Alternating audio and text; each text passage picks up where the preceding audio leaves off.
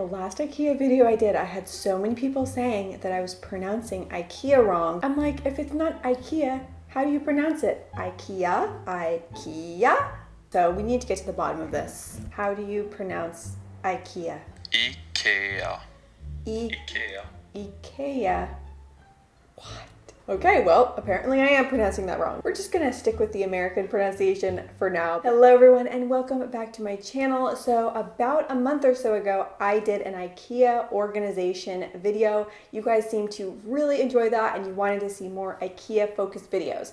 So I'm in the process of working on an IKEA organization part 2 video. And while researching for that video, I came across so many different IKEA shopping hacks, secrets, and tips that I had no clue existed. I thought they were really interesting. So I wanted to do an entire dedicated video just to IKEA shopping secrets and share them all with you because these things are really juicy. If you are new to my channel and you enjoy this video, please hit that red subscribe button. I would really love to have you. And let me know what store you'd like to see me do next. I'm thinking Target, Costco, Nordstrom. So leave your vote down below which of those stores or maybe another store you would like to see me do in the future. And with all that said, let's go ahead and jump into it. It turns out there is a best time to shop at IKEA to avoid lines and crowds, and that is on a weekday about 20 to 30 minutes after the store opens. I tried this theory myself and it's true. The store was almost completely empty inside and it was such a pleasant shopping experience.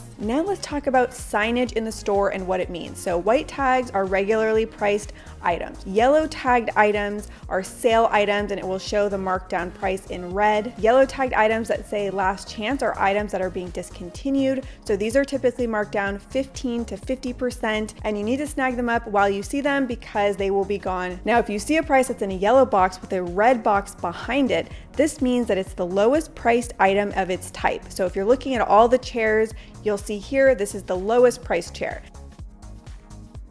If you're looking at all the desks, this one is the lowest priced desk, and so on. And this even applies to food items. I had no idea this is what it meant, so I thought this was pretty cool. IKEA has a membership program that's called IKEA Family. It's free to sign up, and there are a lot of amazing benefits. When you sign up for it online, they give you a $20 off coupon and a buy one, get one free meal voucher. Or you could sign up in store. They have kiosks where you print your card out. So as an IKEA family member, anytime you're in the store, you get a free coffee or tea. If you go over to the restaurant, you'll get a 90-day price check. So if something you buy goes on sale, they'll refund you the difference. Every time you go in the store, if you scan your card, you'll be entered to win a $100 gift card giveaway. So you might as well do that for a chance to win $100. At any given time, there are member-only discounts and they vary store by store. So you could find what the particular deals are at your store listed online, in store, or using the IKEA app. One of the best benefits that is not heavily advertised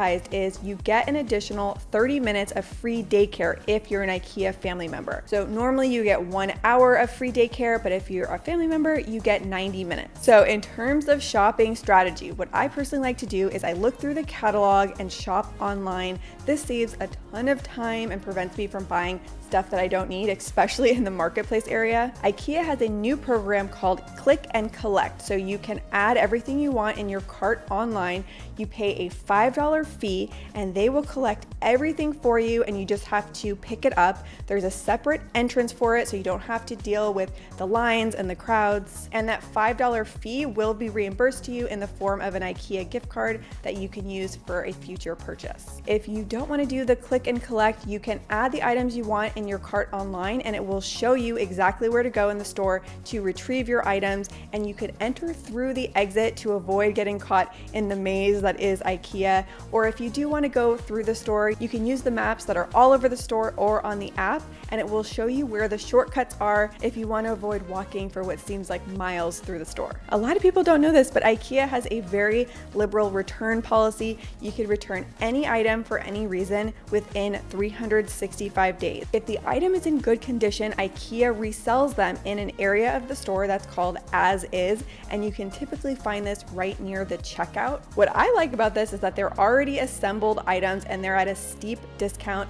The best day to check out the as is section from what I hear is on a Monday because most people do their returns on the weekends. So for design inspiration, I like to use the catalog, and also on their website they have virtual room planners that you can use. So you just input the dimensions of the room that you're trying to decorate and you can virtually arrange the furniture. And IKEA is a great lower price option if you want to do a custom designed closet or a kitchen remodel. According to an employee that I talked to, the best line that IKEA carries in terms of quality and price is the Hemnes line. I don't know how to pronounce it, but I did look around the store and I agree that the stuff in this line looks the nicest and the highest quality.